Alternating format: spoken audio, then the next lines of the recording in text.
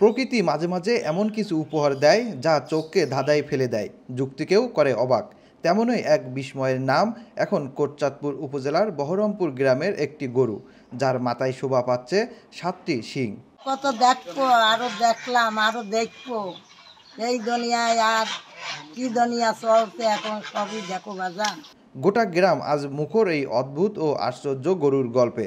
ওই যে দুটো বড় আর সাইডে ছোট একটা বেশি, ছোট একটা বেশি, আর দুটো বড়। গরুর মালিক মোশাররফ হোসেন বলেন, দীর্ঘদিন ধরে আমি গরু পালন করে আসছি। এর আগে কখনো গরুর এমন 7 শিং দেখিনি। তিনি বলেন, গেল 2 বছর আগে গরুটি জন্মগ্রহণ করে। এই গরুটি স্বাভাবিক গরুর মতোই ছিল। গরুর বয়স বাড়ার সঙ্গে সঙ্গে শিংও বাড়তে থাকে।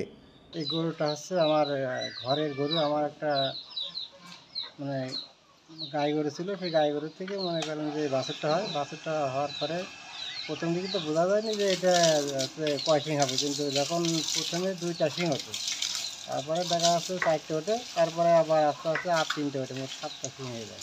গরুটির 6 মাস পর 2টি শিং দেখা যায়।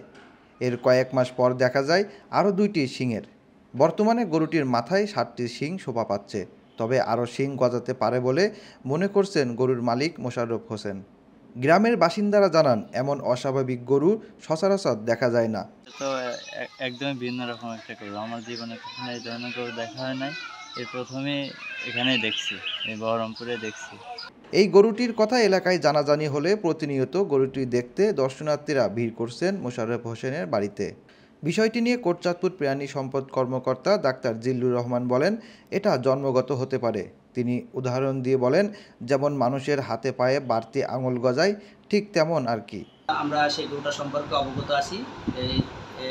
তিনি আমাদের অফিস থেকে একটা প্রদর্শনীতে একটা সার্টিফিকেটও তারা পেয়েছিল পুরস্কার হিসেবে। আমরা অফিস থেকে যে ধরনের দেখাশোনা করা দরকার আমরা সেই গরুটা দেখাশোনা করি।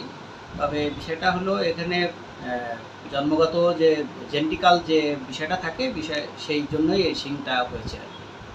জেনেটিক্যাল অনেক সময় যেরকম হয়, আমাদেরও অনেকে অঙ্গ বেশি হয় আর কি, বিষয়টা হলো সেরকম।